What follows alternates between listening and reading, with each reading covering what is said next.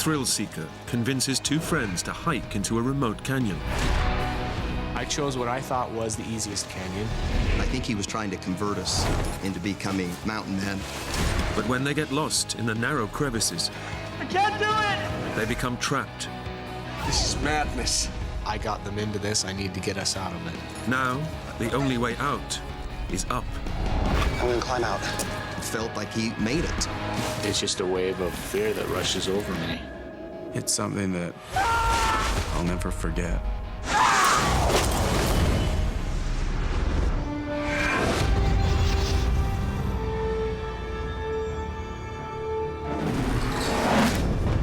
Ben's dead! Scared.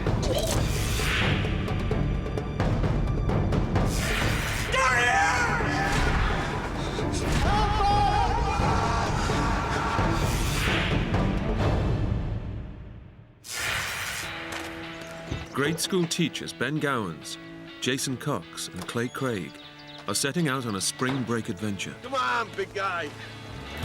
We met when we were in college together. We were in the School of Education. We were some of the only men in the program, so we kind of made an immediate bond.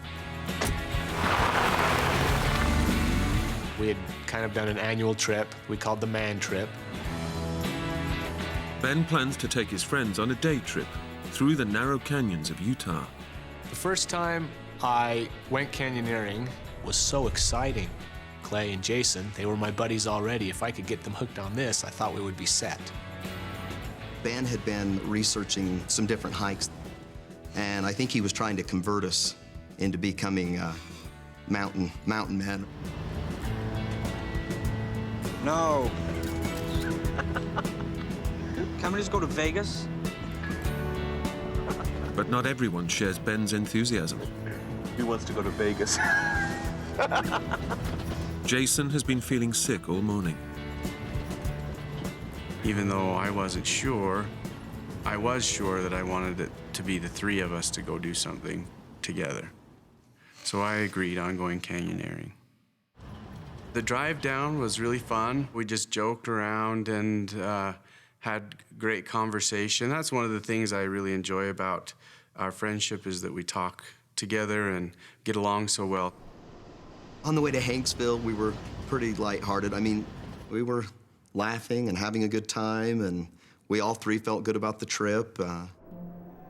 The three friends have said goodbye to their wives and children and are driving 50 kilometers into the wilderness. Ben has planned an easy 3-hour hike through Leprechaun Canyon, a spectacular and remote 5-kilometer gorge with canyoneering routes for all levels of ability. I chose what I thought was the easiest canyon, given the description. This one's yours? We got one of these each. Okay. Okay, we ready, guys? See where we're going.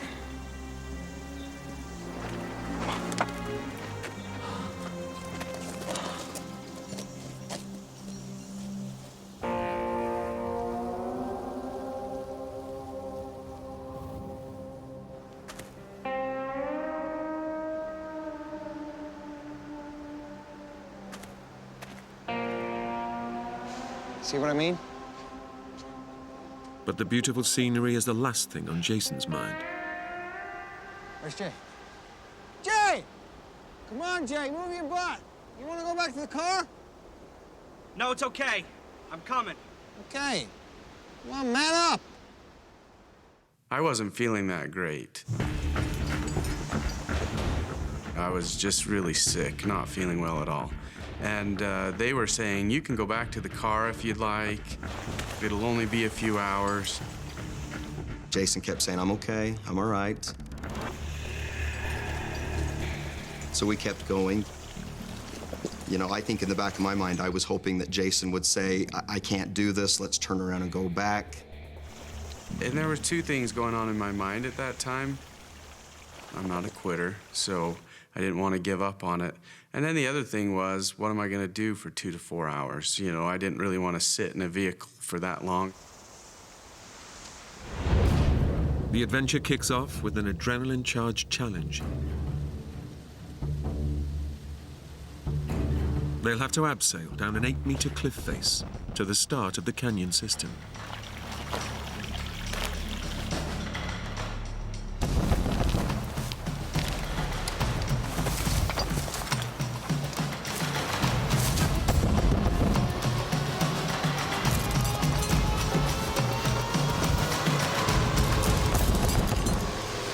Awesome! I'm not sure about this, guys. Come on! Jay, you can do it! You're okay, you're okay. No, that's it. Come on!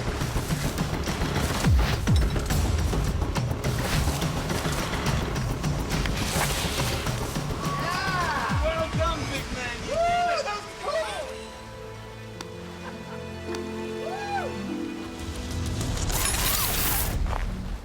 Ben has chosen a circular route through the canyons and back to their vehicle. There's no way they could climb back up the way they came. It was probably a 25-foot drop. Once we went over that point, there really was no option of going back up the canyon.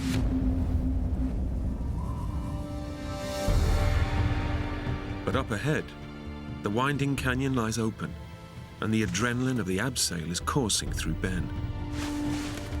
I was extremely excited.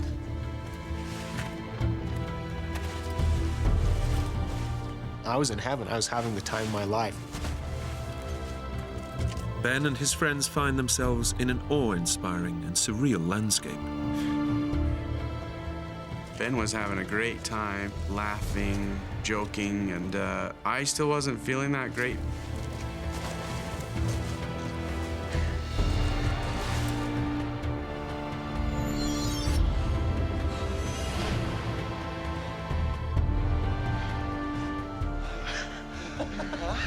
I told you it was awesome. Hey, you feeling better? Yeah.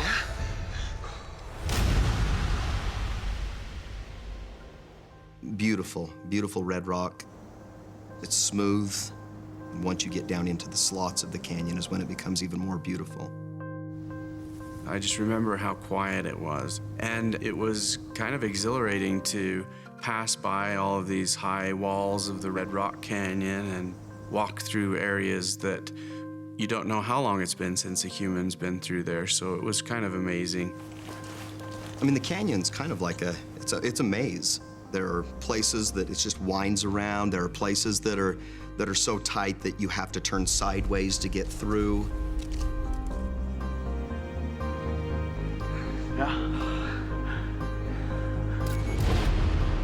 We took a picture of the three of us when we got to this point where we got down to the bottom of the canyon. We felt that we were at the bottom at least, finally. The main thing I love about canyoneering is getting out to where there aren't as many people. I just loved being somewhat isolated in a place that no one had been, and to me, just being deep in the slot canyons where the walls are narrow and twisting, and the light and just the scenery and all the things that you can only see and you can only do by going canyoneering. That's what really appealed to me. It is just an incredible, I mean, I don't know if you can call a place both beautiful and dangerous at the same time, but it was just so, I was in awe. But the beauty of the canyons can distract even the wary from the dangers that lie within.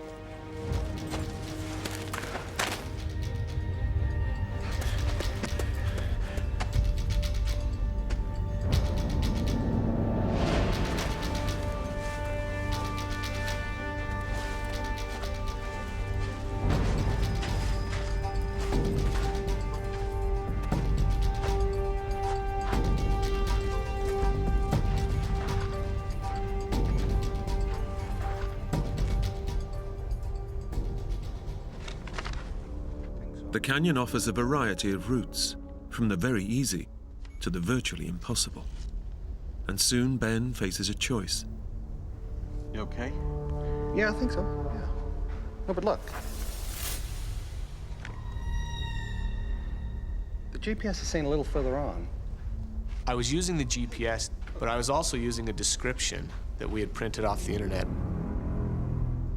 It talked about a shallow down climb that led into the bottom of the sandy canyon. The GPS said we needed to go 90 feet farther, but what I was seeing right in front of me was exactly like the description. Yeah. So having never used the GPS before, I thought that I knew better. So I thought, this matches the description. I'm going to go down here. Okay. Come on.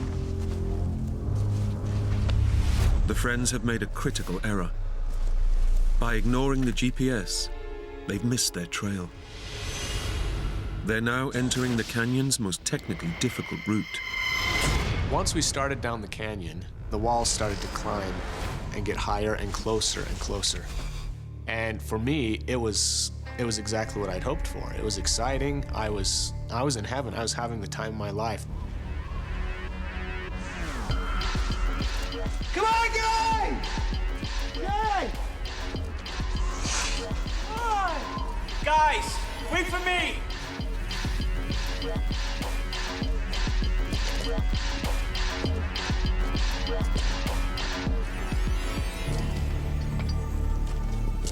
They don't know it yet. But the three friends are at the entrance to one of the narrowest canyons in the world. Jason is worried. The route Ben suggested shouldn't be this extreme.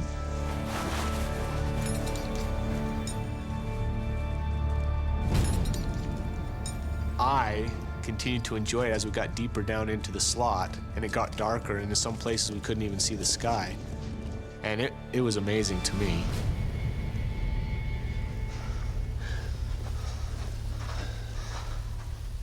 The canyon got narrower and narrower. Hey, Ben. Yeah? I started to get nervous about whether or not we'd chosen the right spot. Look, we get through here, and then we're back on the wider path, okay? Come on.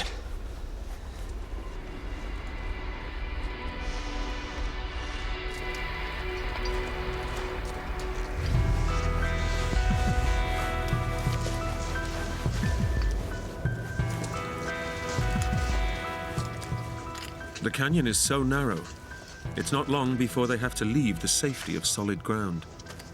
Now they use a technique called stemming.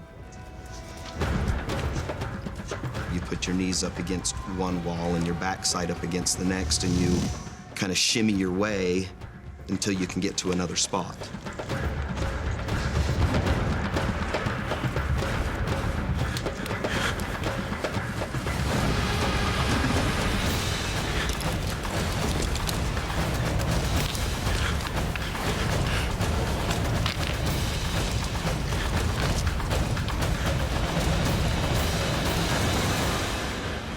I was rather in my own world.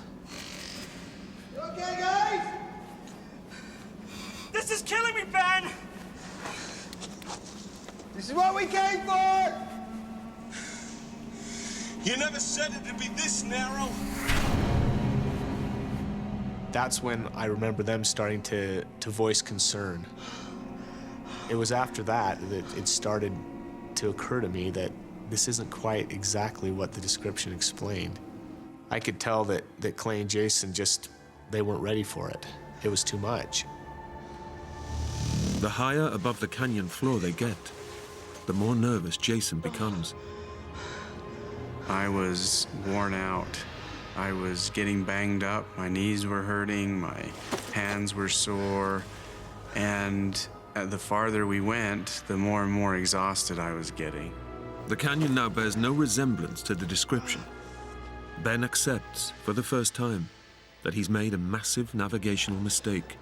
I would just have this wave of guilt come over me, like, oh, what have I done? Instead of the planned beginner's route, Ben has led them into the toughest grade canyon, with no experience and little equipment. Ben, this is madness. I'd planned the trip. This was my doing. And I was feeling an urgency to get out now. The pleasure of the canyon was gone. What now, Ben? Ben doesn't want to scare his friends. He decides they should press on. Once we got to the point where I knew we had to get out, down canyon, to me, was the only option. Because looking at the walls of the canyon, they were straight up. Okay, let's just keep going a little longer, okay? Come on.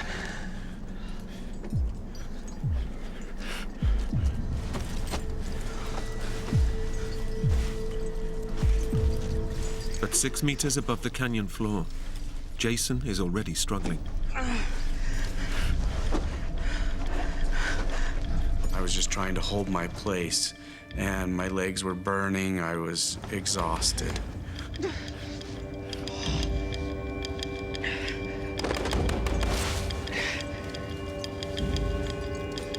I can't do it! I can't move! I think I'm slipping!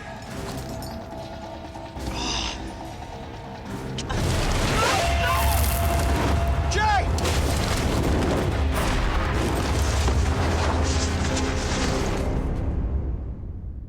Jay, you okay?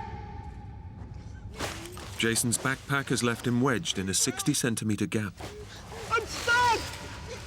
with 1 million tons of rock pressing against him. Guys, I'm stuck here, come on! Okay, Jay, keep calm. I've never been one to be claustrophobic, but when I got into that space in the canyon, I felt for the first time just like everything was closing in on me. I really thought I was going to black out.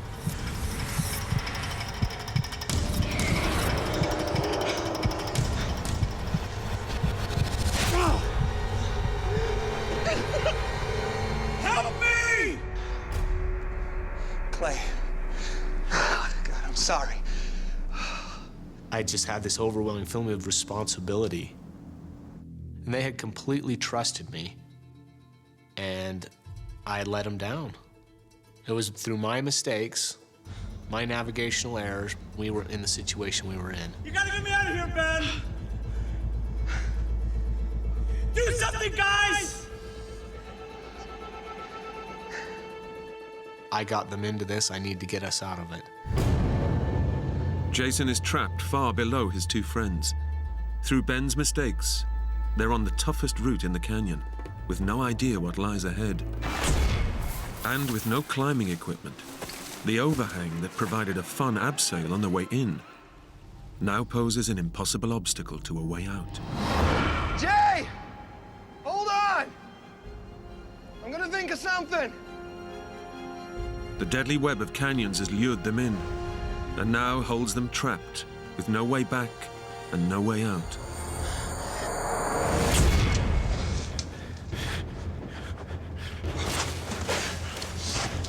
Ben, the group leader, presses on in search of a way out up ahead.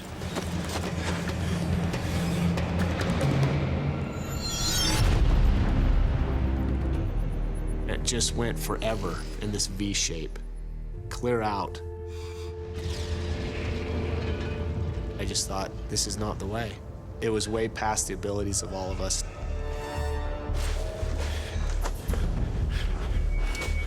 He returns with bad news. We can't go that way. It's even narrower. Come on, Ben, it's freaking me out! Jay, hold on, hold on. Breathe deep, come on, keep calm, Jay. How are we gonna get out of here? Jason was just kind of screaming, saying, I'm wedged down in this canyon. And I kept asking Ben, what are we going to do? We can't go the other way. I think I got us stuck. I don't know how to get out.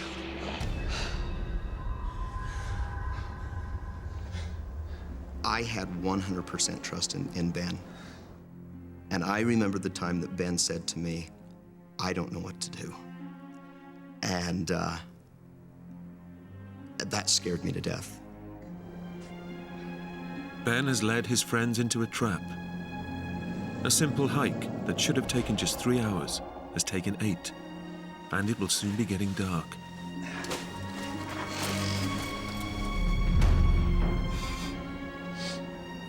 I I decided we can't continue this way. Jason's stuck already. He's exhausted. Clay is not happy either. We've got to do something else. I'm gonna climb out. If I could just climb to the top of the canyon, just to the lip, I can drop a rope down to them. I will come back down and I'll help us get out, and then we'll walk out on top of the plateau. Are you crazy? No, I think I can do it. I couldn't have lived with myself if we didn't all get out. Jay! It's okay, buddy, I got it. I'm gonna climb out. We're gonna set up a rope. We're gonna get you out, okay? Ben felt a lot of pressure to get us out. A part of me thought, should I talk him out of it? But a part of me thought, no, I trust Ben. I can do it. When it came to this sort of thing, Ben was the man. I mean, he had done this before.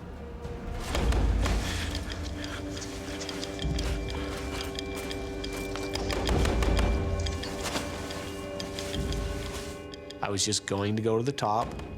I was going to secure rope, and I was going to give us a way out. At the time, I didn't know what else I was going to do. It's my responsibility. I spearheaded this trip. I brought them to this place. That was the whole reason I decided to free climb a 70-foot cliff. Ben is a novice, attempting an ascent that would challenge the most experienced climber. Way to go, Ben! But he's powered by a potent cocktail of guilt, adrenaline, and sheer determination. God, he was doing good. I just kept thinking, come on. I felt like he was going to make it. He was going up the side of the wall very quickly.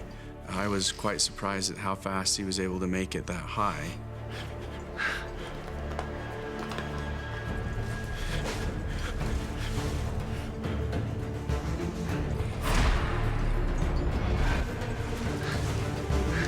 With no safety rope to break a fall, he risks his life with every move he makes. You're doing great, Ben. Keep going. I was just praying that he would make it to the top, and he got pretty far up. I mean, he was high. He was really high. I love you, Clay! I remember looking back down at Clay and telling him he was my best friend. Clay, you're my best friend. You're almost there, buddy. As I'm making progress, finding it a little more frightening to be higher and higher above the canyon floor. That's it, pal.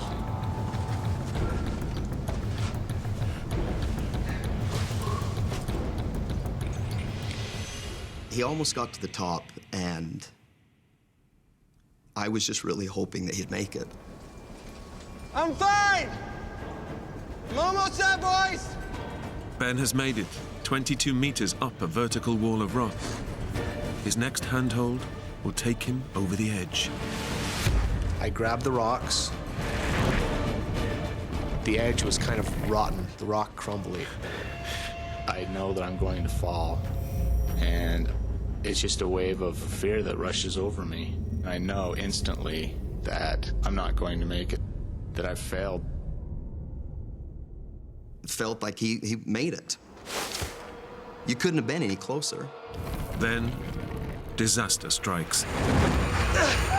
He grabbed onto that last rock just to pull himself up and out. And when I saw that snap, everything around me, it was silent, it was slow motion. I've never heard a man scream like that. He knew he was in trouble and he couldn't do anything about it. It's something that I'll never forget. This is a narrow canyon. This is extremely narrow. And it's just like ping pong going back and forth, just all the way down the canyon and just jarring his head back and forth. I heard him hit both sides of the canyon.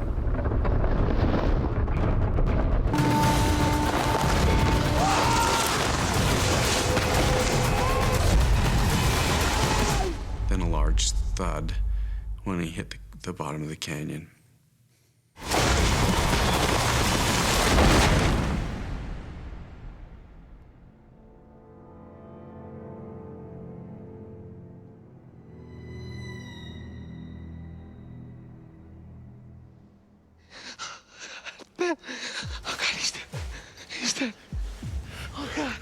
I just didn't think he was going to be alive. I went crazy. And it finally came to my senses. I came to my senses and I said to myself, I gotta go see Ben. It's a lot easier to stem your way down a canyon than to stem your way up a canyon. So I get out of the situation that I was in.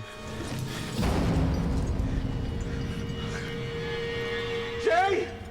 I don't think I wanted to face reality of what I was going to see. Faced with the sight of his stricken friend, Clay slips into shock.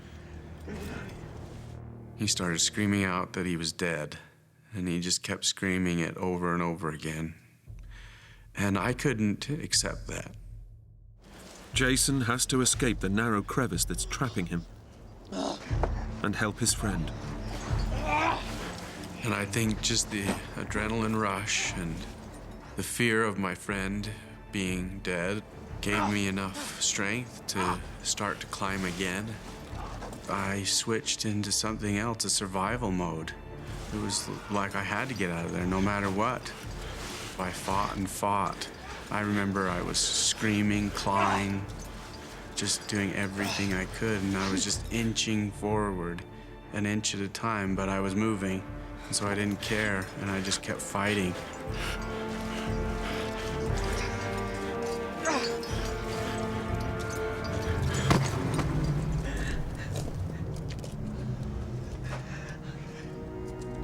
I was so grateful that Jason got out.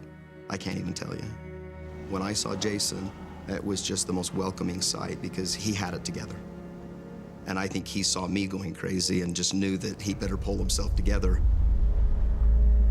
I immediately started assessing the situation, trying to see what was going on. Gotta get help. I was going to have to be very calm and try to help Clay and Ben.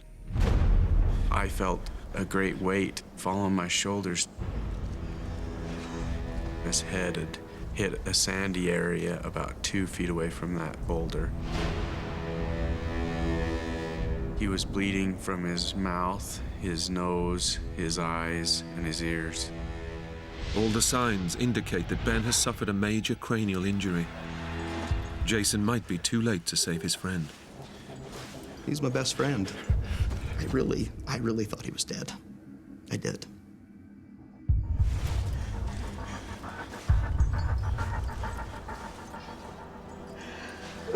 Clay's not dead. He was breathing. It's a miracle he's alive after the 22-meter fall. So I started to check him over for broken bones and injuries. I felt his ribs, and they felt broken. I immediately knew that he had a very severe head injury. His scalp on the back of his head was peeled up, and he was bleeding from different areas. Oh, God. The impact has violently shaken Ben's brain within his skull. The blood vessels in his head have burst. As blood accumulates, it puts pressure on the brain that could prove fatal. The friends were only meant to be out for a leisurely hike. What's this? Bug spray? Band-aids? Damn, there's nothing here! They're prepared for minor cuts, but not a traumatic injury. Just looking at Ben, I couldn't believe that I was in this situation.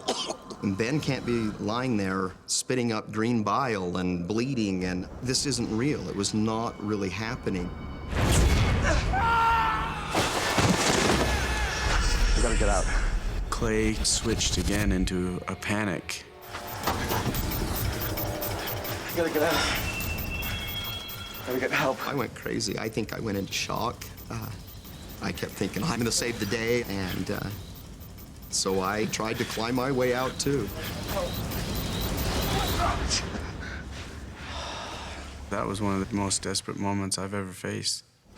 I kept telling him we needed to just stay together and pool our resources and be able to talk it over together. Sorry, Jay. I can't do this.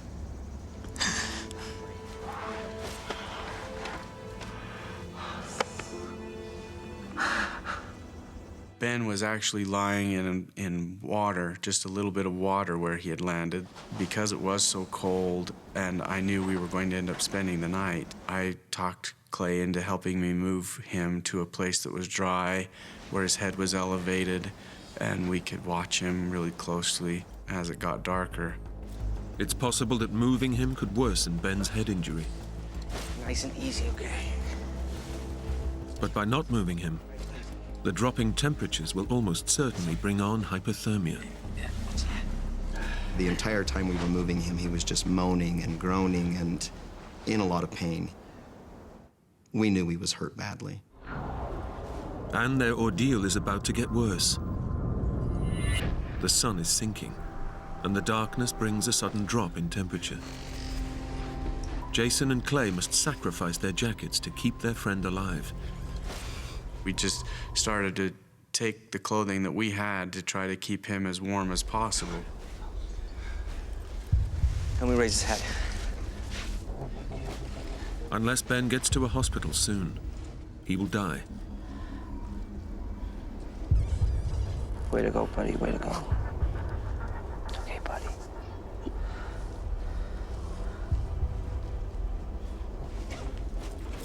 Jason and Clay take stock.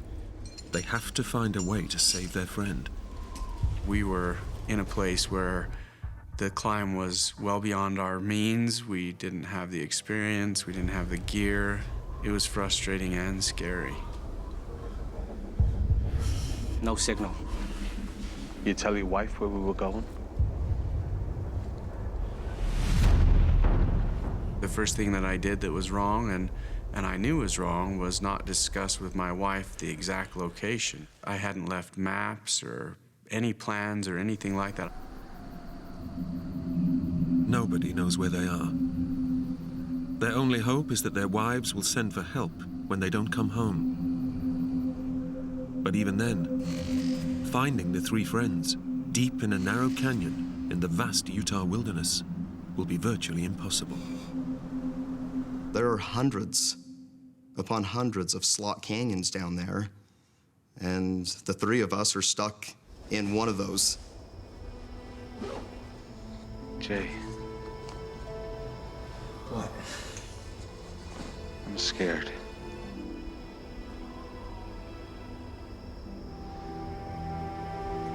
I was scared for Jason. I was scared for me, obviously, that I couldn't get out. My number one fear was Ben.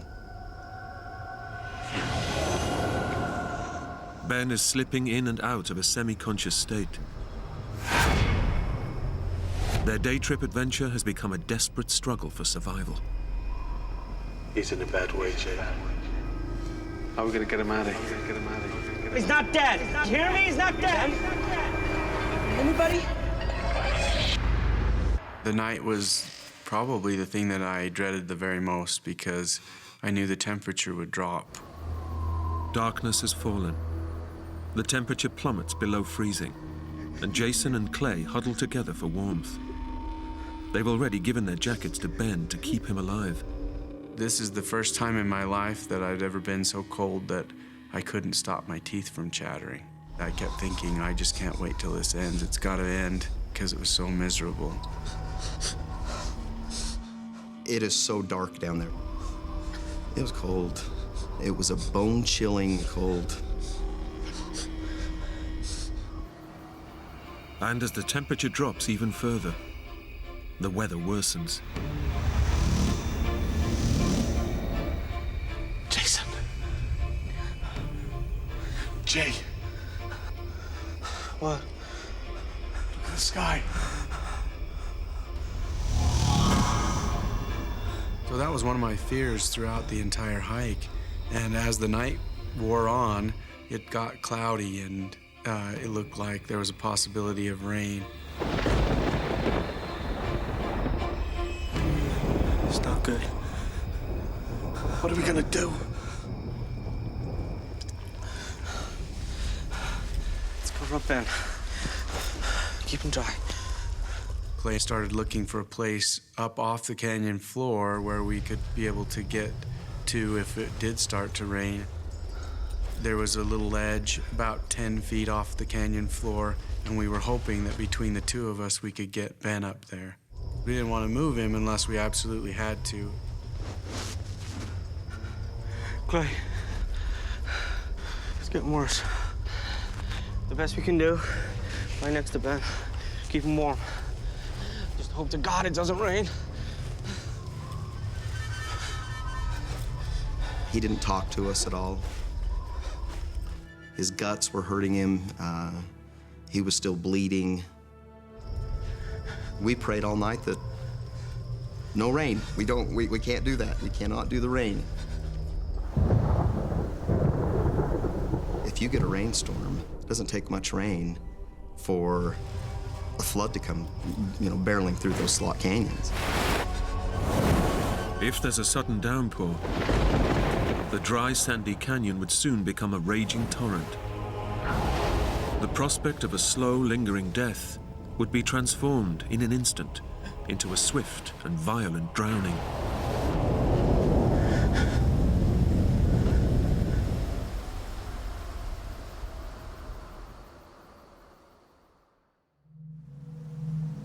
The sun rises. The hours of freezing darkness have taken their toll on both body and mind.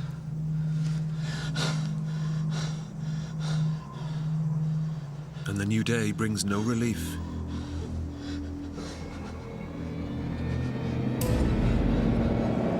As Jason stirs from his half-sleep, he makes a shocking discovery.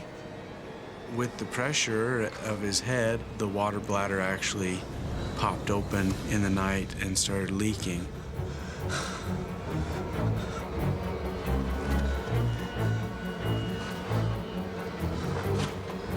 All the water's gone, man.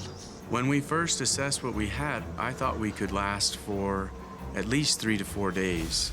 But then after we lost all that water in the night, I didn't really know how long we could last. It was almost completely gone. There was just a couple of swallows left in the bag. They give the last precious drops to Ben. It might keep him alive a little longer, but they need to find a replacement supply, and fast. Without water for even a day, the blood thickens, putting strain on the heart.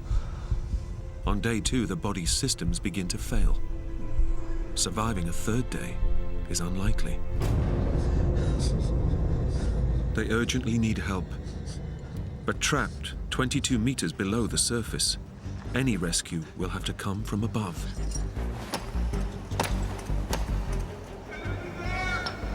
We formulated a little plan together, one of us tending to Ben, making sure he was doing okay, while the other one would go and hit the canyon wall 5 times, wait for a few seconds, hit again 5 times. Help us! Is anybody there? We did that all day, back and forth. Can you hear us?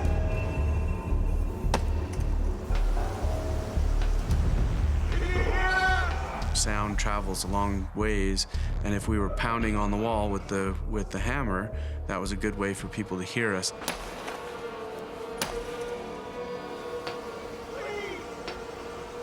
But they're in the middle of nowhere, swallowed up by thousands of kilometers of uninhabited wilderness.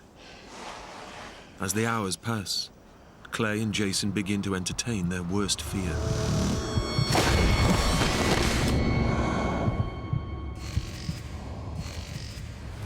Unless help comes soon, their friend might never recover.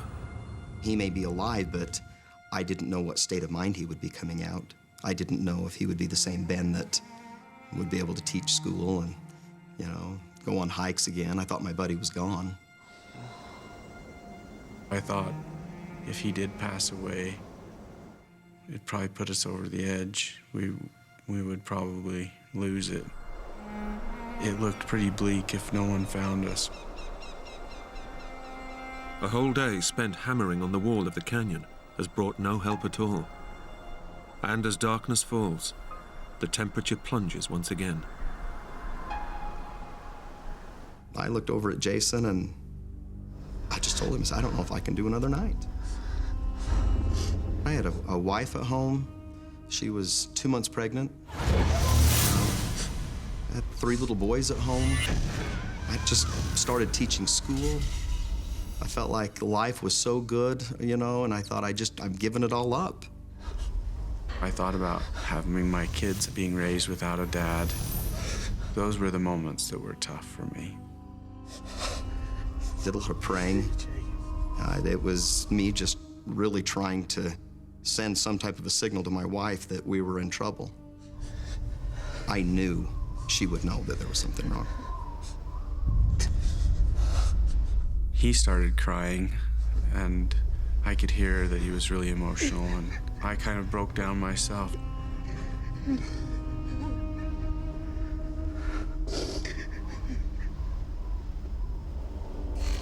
Their lives are nearing their end. It's just a question of what will kill them first: dehydration or hypothermia. And Ben will be the first to die. I couldn't even imagine staying down there any longer, going through another night. It was the coldest I've ever been in my life down there. We all 3 felt responsible for each other, and it would have been really hard to live with the fact that one of us didn't make it out. Rescue is unlikely. They haven't left any details of their planned route with their wives. The only way out is the same freefall climb that has left Ben clinging to life. If Clay or I had tried to climb out, I think either we wouldn't have been able to get very far just due to our lack of energy, or we would have fallen and that we would fall to our death. There's no way out. The canyon has become their tomb.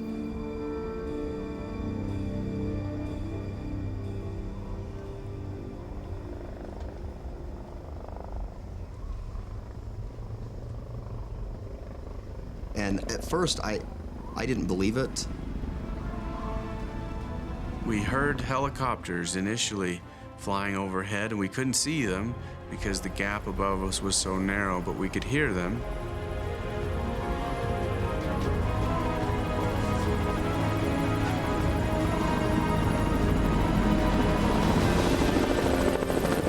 Hey, get out the camera! When it goes past, fire flash! We had a camera, and we thought that they might actually see the flash. The helicopters approached our area. It's a miracle. Someone is looking for them. Jason and I were both just screaming and trying to get someone's attention.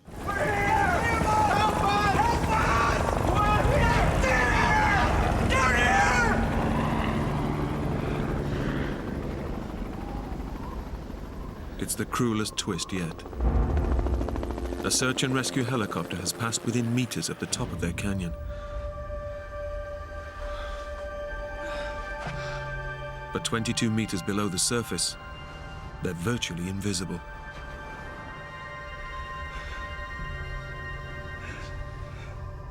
I'm back. We were so desperate because we thought they can't see us down here. When those helicopters went away, I just dropped to my knees.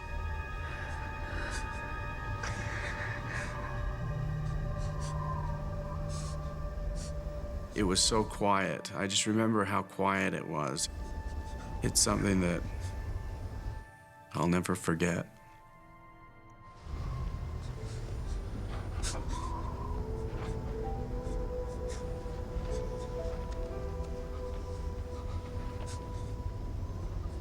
We were desperate. All throughout the night, Jason and I were thinking they're gone. They're not coming back. And just wondering if Ben really would make it another night. I remember sitting next to Ben on the canyon floor, and going to tears quite a few times.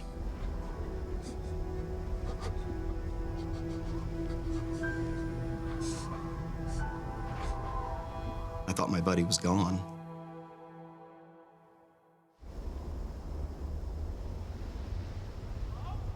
Jay. Do you hear that? It was all just so unreal when we heard voices. There's someone up there. A ground search and rescue team had heard their cries as the helicopter flew past. Moments later, the chopper returned to winch them to safety.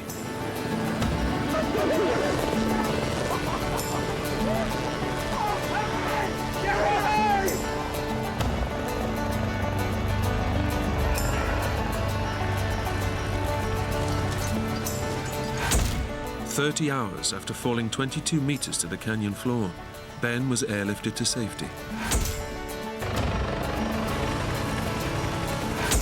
The wives of the three friends had raised the alarm when they didn't hear from their husbands. By checking the internet research Ben had done on the canyons, his wife managed to locate the area they were in.